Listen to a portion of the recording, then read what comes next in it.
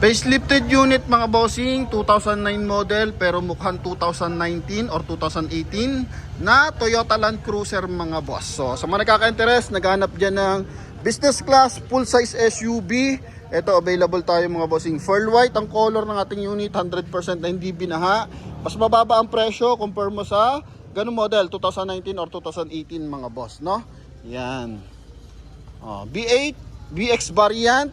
4.5 liters na turbo diesel, all disc brake, then naka Teramax Stars na series 2023, naka all terrain na rin mga bossing. Price lang natin dito 2,465,000. Kasama na dyan yung transfer of ownership and same time registration. Pagdating sa interior, classic ang datingan nito. So marami naghahanap ng ganitong unit mga bossing kasi nga limited. So kung makukuha mo yung 2009 na old pa rin yung kanyang kumbaga all stock mga bossing. So naka halogen headlight yon, then wala siyang turn signal dito, then hindi ganyan kaporma yung kanyang body kit mga boss. So eto upgraded na, ginawang projector, naka LED light yung turn signal, naglagay na extension sa kanyang front bumper. Yan. Then naglagay ng malaking front grille sa kanyang dito sa kanyang mismong bumper mga bossing. So upgraded yan, pati yung hood. So, excuse me, yung hood kasi ng 2009 model mga boss is naka-plain lang siya. Excuse me. So, naka-plain lang siya pero ito mga bossing may na siya, body moldings. Okay, naka-body moldings yan. Oh, ha? Yan. Then pagdating sa side is naka R20. 5 stud, all disc brake, then kulay silver yung ating mags mga bossing, ha? Then stepboard, then cladding niya, may chrome line. And yun nga, nabanggit ko naman na series 2023 ang gulong nito na Teramax na nakapang all terrain na. So wala masyadong gas-gas mga bossing. So banggitin pa rin natin kung anong concern natin dito. Basta sa front area, sa side, tsaka sa rear mga boss, naka-upgrade na siya. Pang 2019 na ang mukha nito. So punta tayo sa kanyang interior. Sa exterior, wala akong malalait dyan mga boss. Talagang napakakinis, napakasariwa ng unit. So dito lang sa ating interior, meron lang mga minimal concern na naka-as-is na mga bossing, ha? Yan. So ating upuan, goods na goods yan mga boss. Pati dito yung kanyang leather, magkabilaan, even sa likod.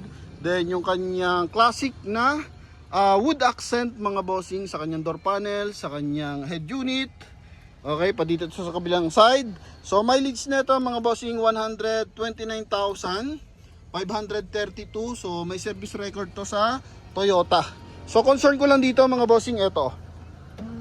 Yan. So medyo may ugong lang yung kanyang pag-abante at pag-atras. Tapos sa leather niya, wala pa naman siyang punit mga bossing. Meron lang siyang mga stretch mark ng bahagya. Tsaka parang mapa-mapa na maliliit mga boss. So totally black naman yung ating interior. So presentable pa rin siya.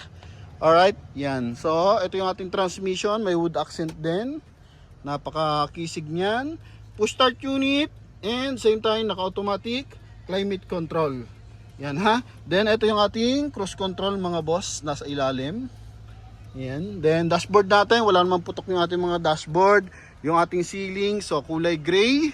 Na sobrang presentable, naka-LED na rin yung mga ilaw sa mga hand grip natin, goods na goods, magkabilaan. Ito yung ating wood accent, napakalaki ng door opener, pati dito sa ating hand grip na to sa side, so napakakisig. Yan mga boss. Sa ating steering wheel, I think in-upgrade na to kasi alam ko dapat black to, then yung ilalim yung leather na ganito mga boss. So ginawa na siyang plain black pero ano naman yan, kumbaga kahit yung mga 2015 model minsan na-upgrade din kasi nga nagbabakbak. Manipis kasi yung leather dito lalo na pag direct hit galing sa araw, walang car cover, walang parking. So mabilis mapunit. So normal lang yun and napaka-minor lang nun mga boss. Sa ating meter cluster, kulay blue tsaka kulay white yung ating LED lights. Pagdating sa ilaw, sobrang mga bossing, tawag dito. Pagdating sa ilaw, naka-LED na yan mga boss. Then, same time, naka-power adjust yung ating side mirror. Yan. Sa kabilang side din, mga boss. Okay, responsive. Ang lang natin dyan, concern, yung kanyang close. So, hindi na siya nagka-close, mga boss. So, dinideclare ko sa inyo kasi nga, naka-as-is na yan, mga bossing. So, kung hindi naman kayo ganong kaselan, gusto nyo lang magka-Land Cruiser, mga bossing, And maayos ang makina, transmission, aircon mga boss. Eto, quality. Okay? So dito naman sa kanyang sun visor with mirror. Yan mga boss. Then dito rin sa kabilang side. Oh, ha? Yan. So sa mga nagkaka-interest, syempre tawag lang kayo mga bossing, ha? Then naka-dish matting na rin yan mga boss. Okay, punta tayo sa ating second row. Pagdating dito sa exterior, stepboard, goods na goods. Then dito, pati likuran mga boss, nakakilis. Oh, galing. Oh, ito yung second row niya. So may armrest din to mga boss. Ito. Ito hindi lang natin mababa mga bossing kasi hatakin mo to. Tapos saka mo siya babatakin ng ganun. Tapos aircon ventilation. Ito nasa baba. Meron din sa taas mga bossing, pati hand grip. Yan. So maluwag ang space. Syempre Land Cruiser naman to. Kung anong size nung dating Land Cruiser. So ganun pa rin naman yung size ngayon. Kumbaga model version, then facelift ng unit. Yan. Okay, additional accessories, yun lang naman kalimitan na add dyan. Then dito, yan may bakbak ng bahagya yung kanyang pintura dito sa ating pinaka-liner sa ilalim. Yun lang naman mga boss. So wala naman siyang basag, punit. So nabakbak lang. Okay, siguro pag spray ng tag dito sa car wash mga boss. Then naka heavy duty tow hook. Yan. Pati likuran. So naka facelift na yan mga boss. Yung likod niyan. So naka roof rail na rin. Ganda ng kulay, puting-puti pa rin. So kung titingnan mo, hindi mo papaghalataan na 2009 model to. Kasi naka LED lights, pati yung mga ilaw niyan, originally, ginawang pa 2019 mga boss. Ito yung likod, so good for us 7-seater. So makikita mo yung kanyang armrest sa gitna. Yan. So nabababayan mga bossing, ha. Then dito, yung likuran niya parang hindi masyado nagagamit mga bossing. Oh, buong buo pa yung mga ano niya, kutsyon. Tapos dito, yung kanyang pinaka tawag dito mga bossing dish matting. Yan, Aeromax. So meron dito sa kanyang trunk compartment. So buksan lang natin 'to ng bahagya. Maayos yung mga hydraulic assist. Wow. Ang ganda ng wood accent dito mga boss, oh. Oh. Then dito is chrome. Ang kiseg dito rin, oh. Parang metal frame. Tingnan mo naman, oh. Walang yupe, pati mga sidings, talaga na-preserve na maganda yung unit. Yung mga hydraulic assist niya, goods na goods. Oh. Pati kabilang side. So, pailawin natin to para na sa ganoon mas ma-convince or mas ma-entertain yung ating mga viewers and buyers. So, tinatalakay natin yung mga concern ng unit para at least pagpunta nyo, if ever na interesado kayo mga boss, alam niyo na.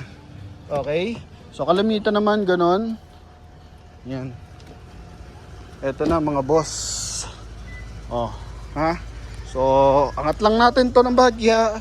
Same time, sara natin para makita nyo kung gaano kapresentable yung ating 2009 na Toyota Land Cruiser. So, ito likod niyan, mga boss.